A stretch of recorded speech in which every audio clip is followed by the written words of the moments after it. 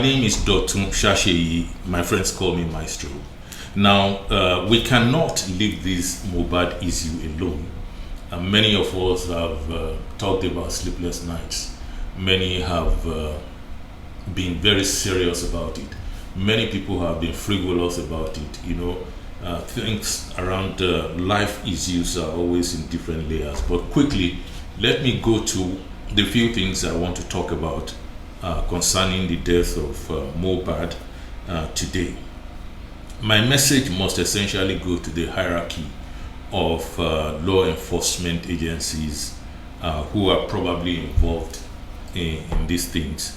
Law enforcement agency hierarchy who might be involved or not involved, at least they are in control, and the people who are actually carrying out the investigations. We could make suggestions. It doesn't make us the smartest or wisest people around. Some people already countenance the suggestions that we are going to make. They know already. So when we on the social media or anywhere else, authentic or fake journalists, when we come out at least decently to suggest things and not to be so overbearing, perhaps some of these suggestions might be useful. Some of them will certainly not be useful.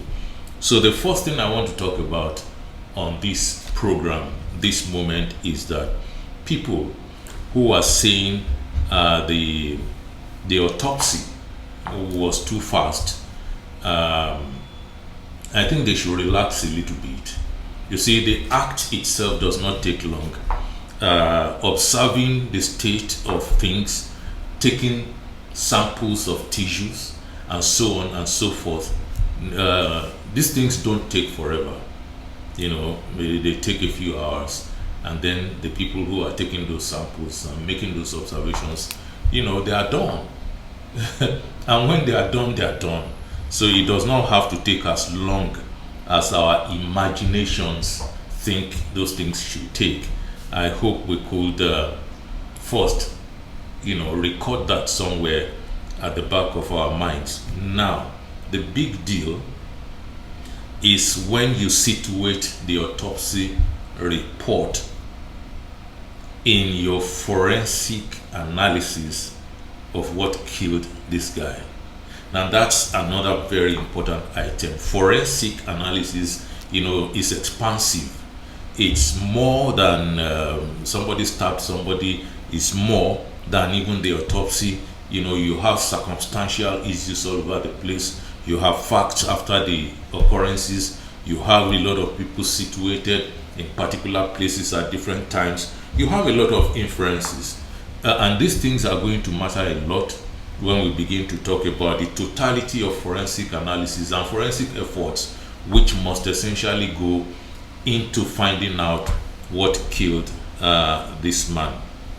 Now, let me move on to another very important item that I think the people who are investigating this thing should mind very much. I have said it at another point in time that this man called Sam Larry has at no time at all denied the audio which says all station settlement, no case to answer.